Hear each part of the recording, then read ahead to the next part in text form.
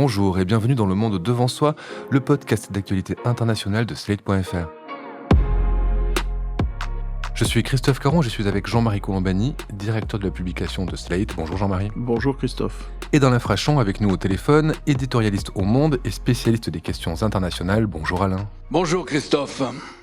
C'est un tir de missile qui pourrait tout changer, un tir de missile qui a provoqué une explosion faisant 2 morts dans l'est de la Pologne, pas loin de la frontière avec l'Ukraine, ce mardi 15 novembre. Un tir de missile dont on ne sait pas vraiment qui en est à l'origine à l'heure où nous enregistrons ce podcast. Si les services de renseignement de l'OTAN s'activent pour tenter de savoir s'il est d'origine russe ou ukrainienne, certains, les États-Unis et la Belgique en tête, évoquent un tir de la défense aérienne ukrainienne, mais pour l'instant, rien n'est confirmé. Toujours est-il que lancé de Russie, il constituerait un fait majeur dans cette guerre. La Pologne est membre de l'Union européenne et surtout membre de l'OTAN, et nous allons le voir, cette appartenance entraîne des mécanismes de solidarité géopolitique pouvant déboucher sur une internationalisation nette du conflit.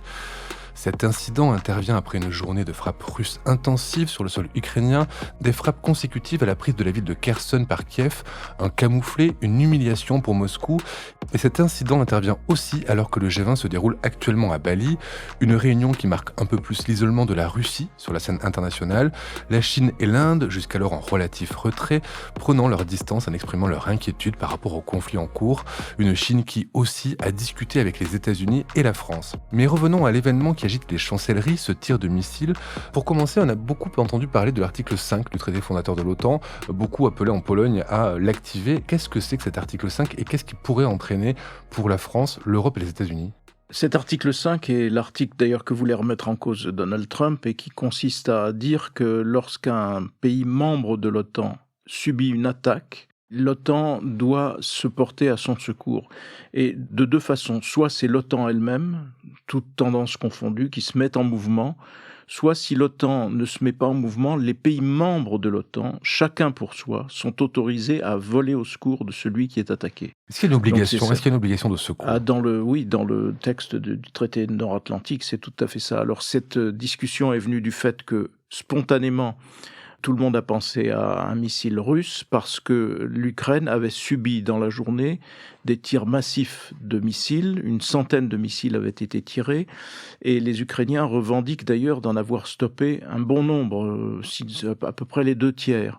Et donc est apparue aussitôt après l'hypothèse que ça pouvait être au contraire un tir de missile anti-aérien tiré par la défense antiaérienne ukrainienne.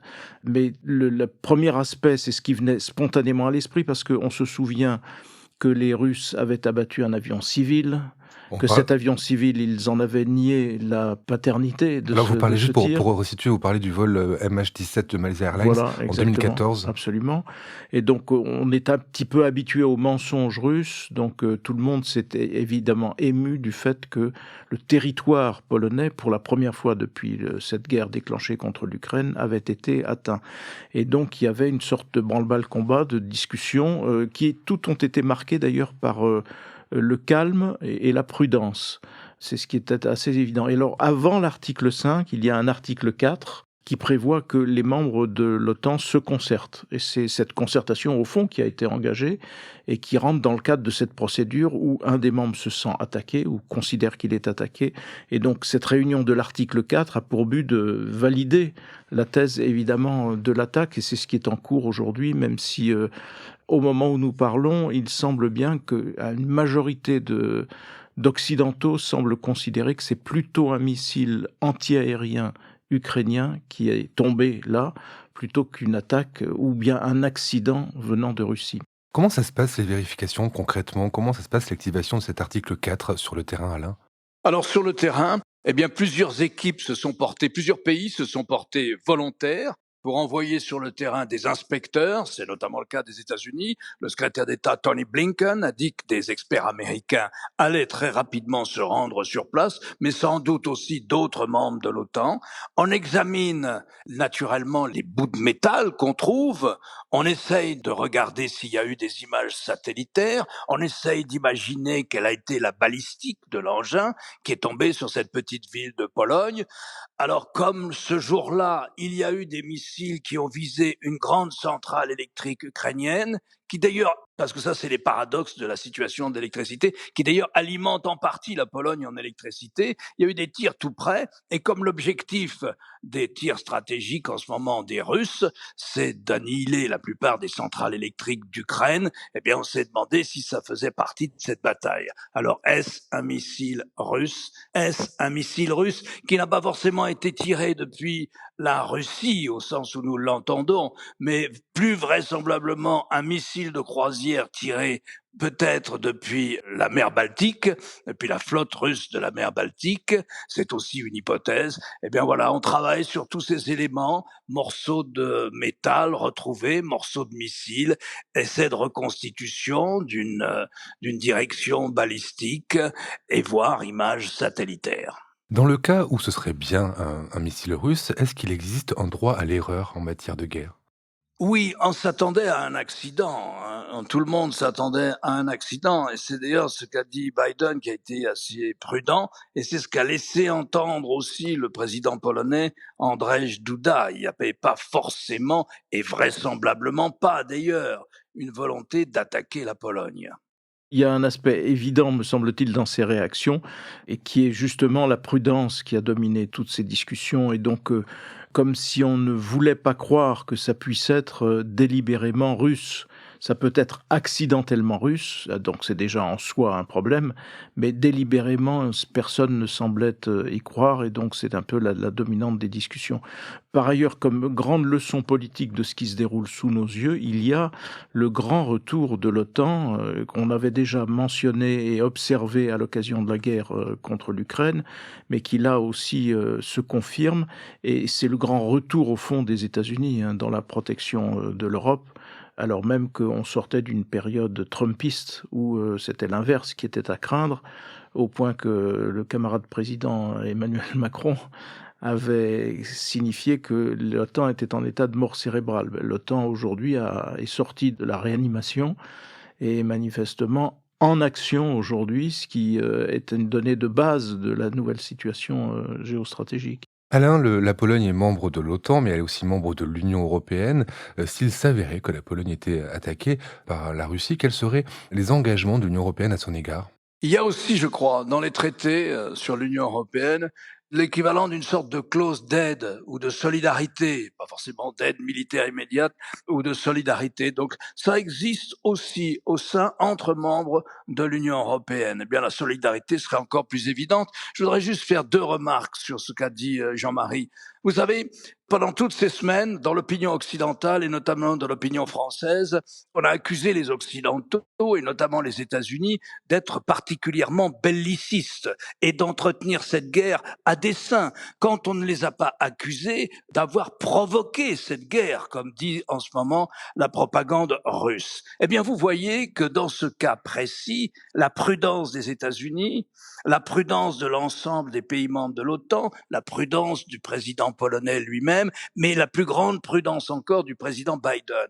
Les États-Unis ne sont pas bellicistes dans cette affaire, et c'est, je veux dire, un argument qu'il faudrait opposer systématiquement à toute une branche de l'opinion publique française souverainiste et qui accuse l'Amérique d'avoir provoqué cette guerre et de vouloir sans cesse l'entretenir et la nourrir. Eh bien, cela ne me paraît pas du tout être le premier réflexe des États-Unis ou des autres membres de l'OTAN, comme l'a dit Jean-Marie. Et ma deuxième remarque, c'est que cette affaire du missile qui est arrivé en Pologne et qui a tué 2 personnes dans un village à la frontière, elle masque, à mon avis, la nouvelle la plus importante de la journée. Comme le rappelait Jean-Marie, c'est un des bombardements les plus denses, un des bombardements de missiles les plus denses auxquels la Russie s'est livrée depuis le 24 février.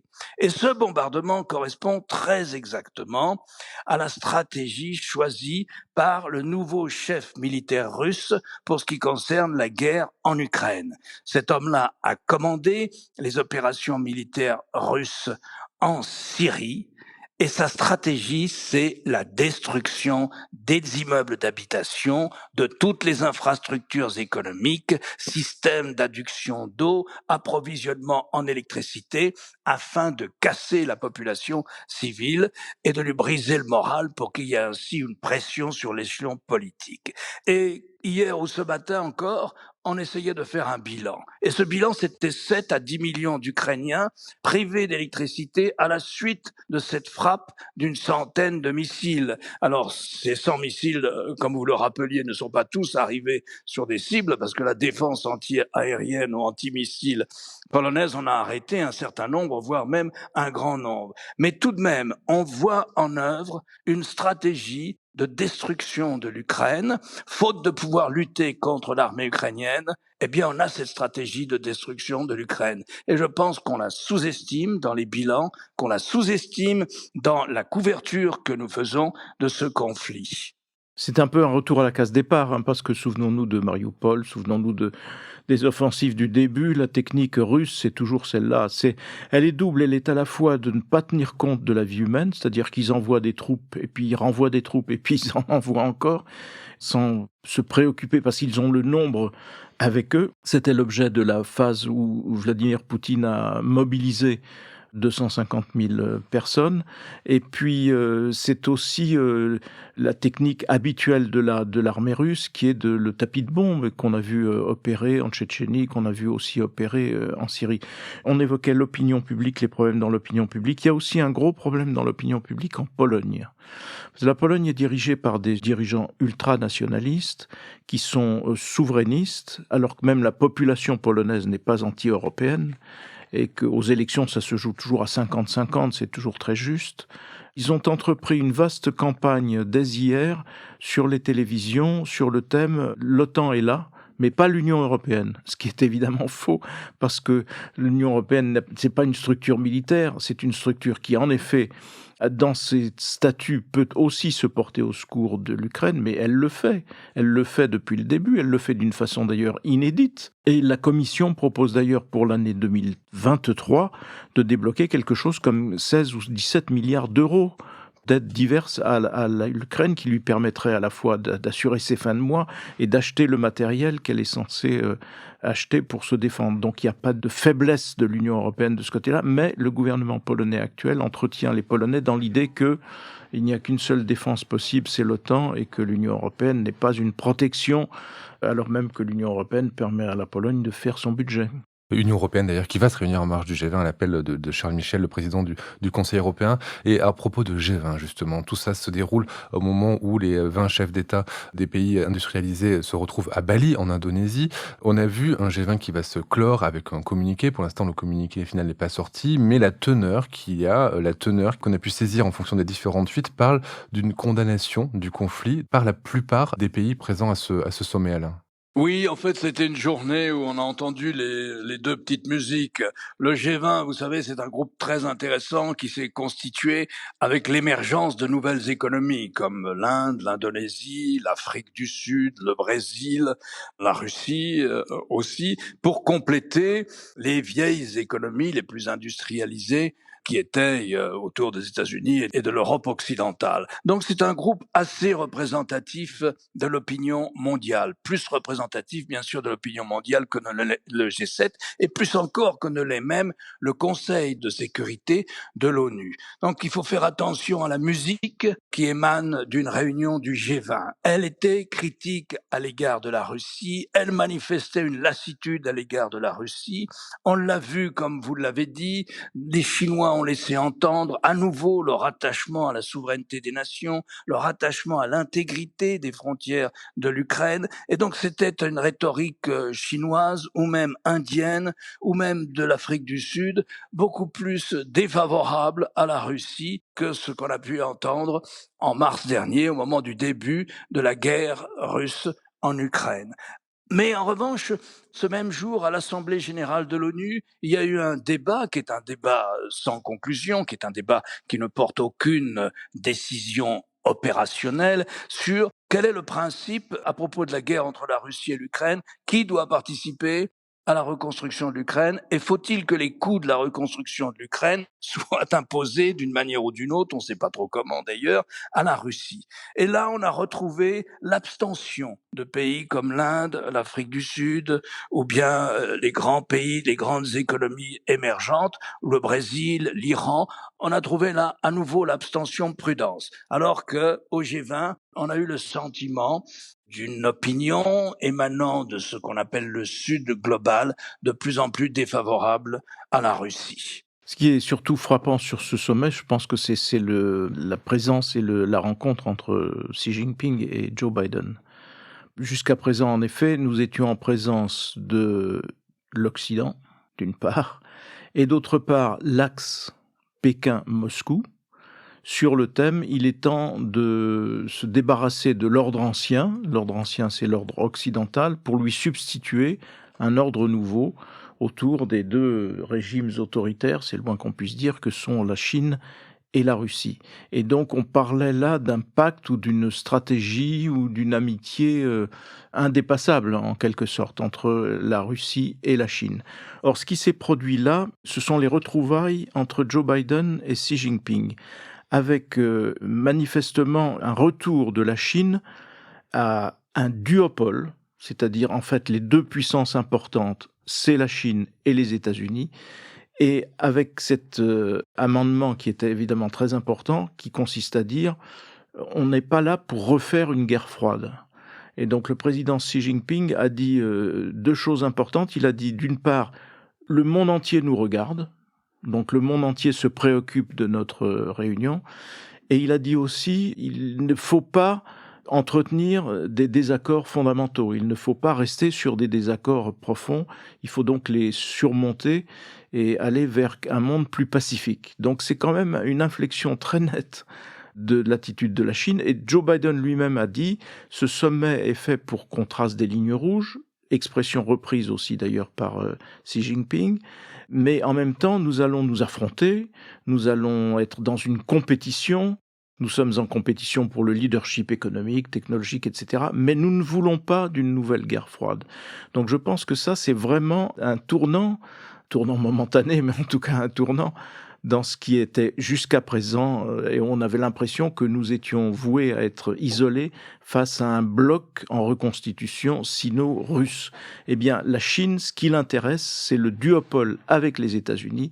C'est une sorte de condominium, en fait, entre les États-Unis et la Chine, en même temps que, évidemment, Xi Jinping, ça se déroule en Asie, voulait aussi manifester son importance vis-à-vis de tout l'ensemble des pays d'Asie, mais il présentait aussi un visage qui cessait d'être menaçant et qui était un visage retour au fond au discours chinois sur construisons ensemble quelque chose sans nous livrer à une nouvelle guerre froide. Je ne sais pas si Alain partage cet relatif optimisme. Oui, parce que c'est un vrai retour de Xi Jinping sur la scène diplomatique internationale.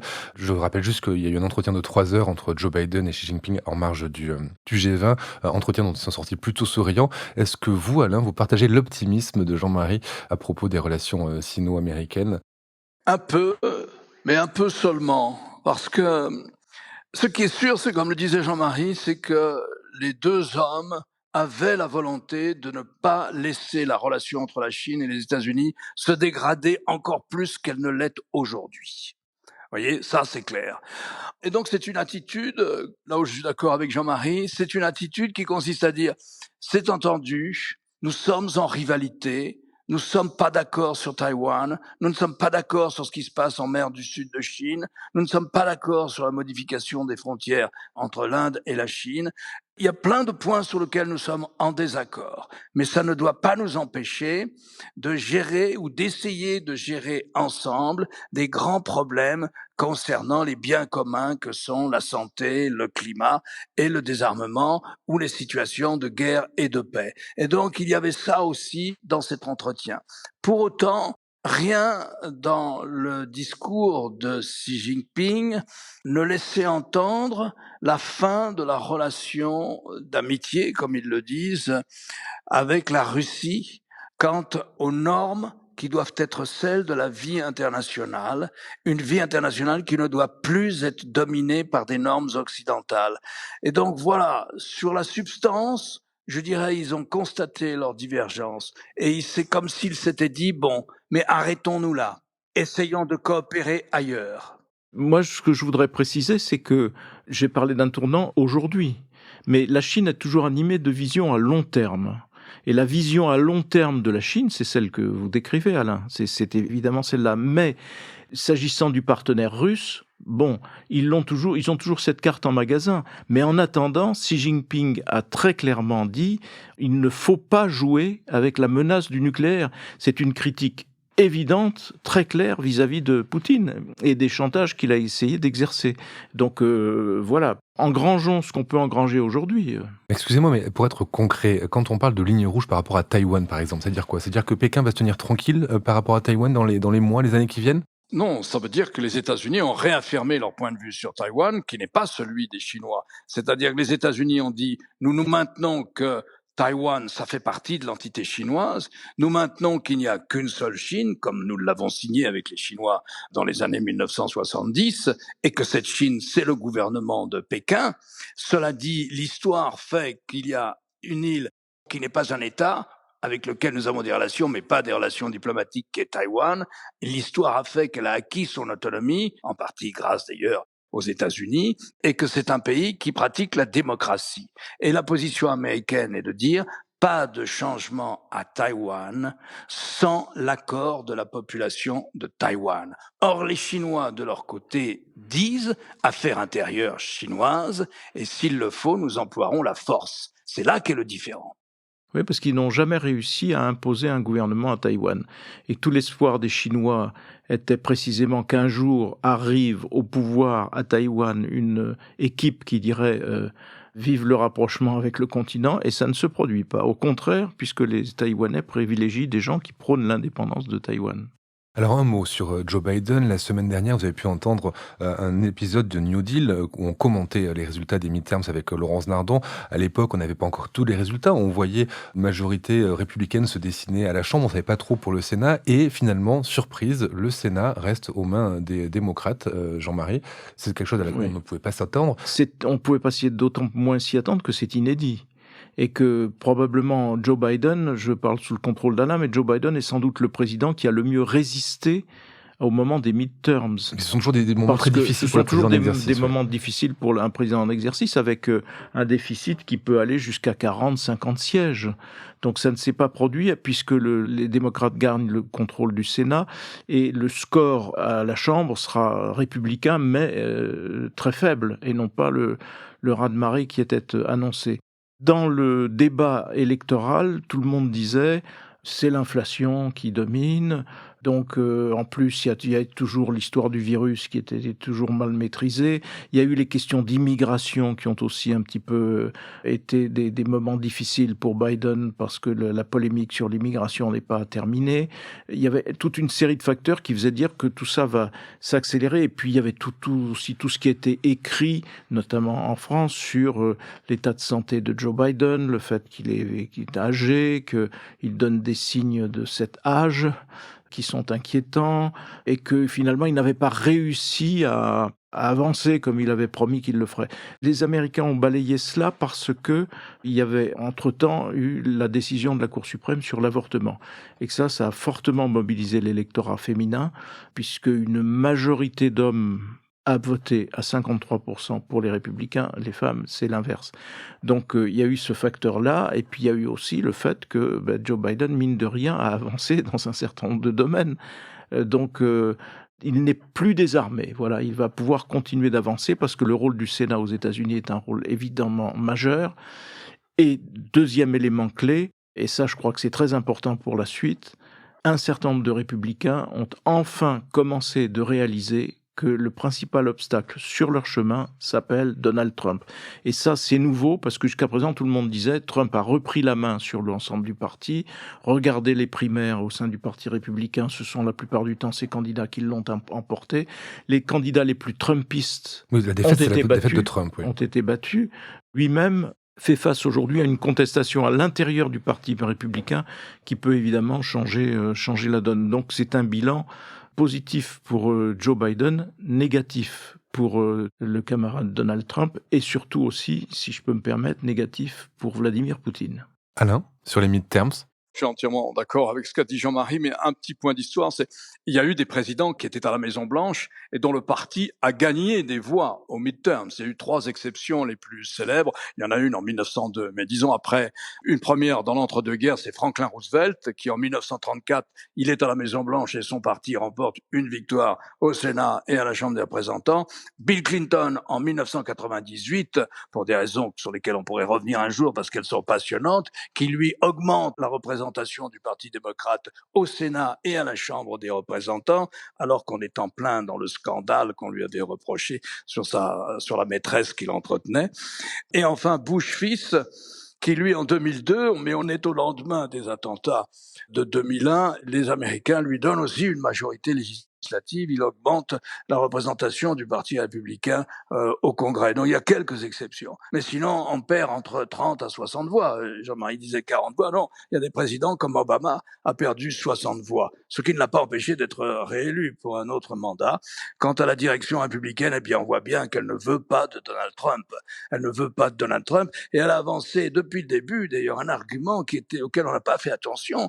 Elle a dit, nous allons avoir des difficultés, non pas parce que Biden a un bilan bien meilleur que ce qu'on dit habituellement, mais parce que les candidats imposés par Donald Trump sont des abrutis et des incompétents dont l'électorat ne voudra pas. C'est ça qui a été au cœur de cette élection, de ces élections de la mi-mandat. Alors lorsque Trump, pour confirmer la description de l'état de fracture qu'il y a au sein du Parti républicain, comme on le disait tout à l'heure, eh bien, aucun des ténors du Parti républicain n'a fait le voyage de Mar-a-Lago pour assister à la conférence de presse bizarrement triomphaliste de Donald Trump hier, pas plus le vice-président qui l'a tout de même publiquement accusé, Trump, d'avoir voulu le faire tuer lors de l'attaque contre le Congrès le 6 janvier, mais pas non plus l'adversaire le plus évident au sein du Parti républicain de Donald Trump, le très trumpiste sur le fond, Ron DeSantis. Aucun des ténors républicains n'était là. Gouverneur de Floride. Ils butent tous sur un phénomène politique majeur, qui est que la majorité de l'électorat républicain veut que Trump soit leur candidat. Une candidature qu'il a d'ailleurs annoncée ce mardi 15 novembre lors d'une conférence de presse dans l'indifférence générale puisqu'elle a été éclipsée par cette affaire de missile. Vous y croyez, vous, à un possible retour de Trump, Jean-Marie ? Tout est toujours possible à partir du moment où il a été élu une fois, contre toute raison et contre toute attente. D'ailleurs, eh bien, voilà, rien n'est impossible. Cela dit, il va être sévèrement combattu de l'intérieur même du parti, et la bataille va être en effet polarisée vraisemblablement avec Ron DeSantis, qu'il a déjà commencé à injurier, à attaquer, ainsi de suite, comme il le fait d'habitude. Donc on verra que dans quel sens vont les électeurs républicains, mais je pense quand même qu'il y a une nouvelle génération qui aspire à le mettre de côté. Problème de génération qui existera aussi au sein du Parti démocrate, parce que qui pour remplacer Joe Biden, ça n'est pas non plus évident. Donc on va avoir des batailles qui vont être décisives. Mais juste une petite parenthèse sur ce sujet. Nous avons vécu, nous, Européens et Français, dans l'inquiétude de ce que pouvaient être les résultats des midterms. Pourquoi ? Parce qu'on se disait, Biden est aux côtés de l'Ukraine, il n'y a aucun doute là-dessus, et l'aide américaine et européenne permet à l'Ukraine non seulement de résister, mais de reconquérir son territoire progressivement. Et si la majorité change, si elle est la dominante trumpiste, eh bien, on va retrouver chez les élus républicains des gens qui seront plutôt poutinistes qu'autre chose. On connaît les liens entre Donald Trump et Vladimir Poutine. Il n'en a rien été, heureusement, mais voilà. On ne peut pas se permettre à long terme d'être comme ça suspendu au résultat d'une élection, si cette élection devenait aussi irrationnelle qu'elle ne l'a été avec l'élection de Trump. Donc c'est un message aussi que les Européens devraient prendre en compte.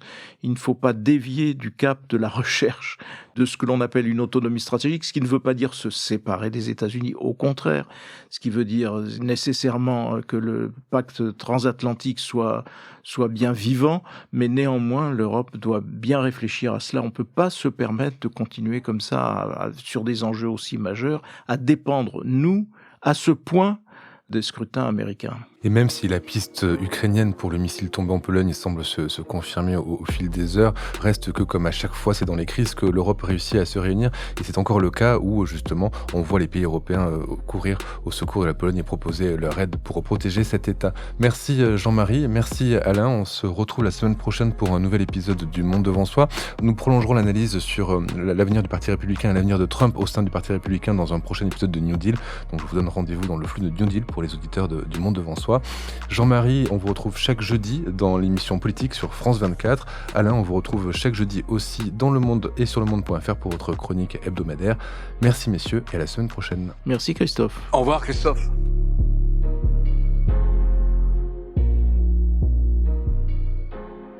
Retrouvez Le Monde devant soi chaque vendredi sur slate.fr, votre plateforme de podcast préférée.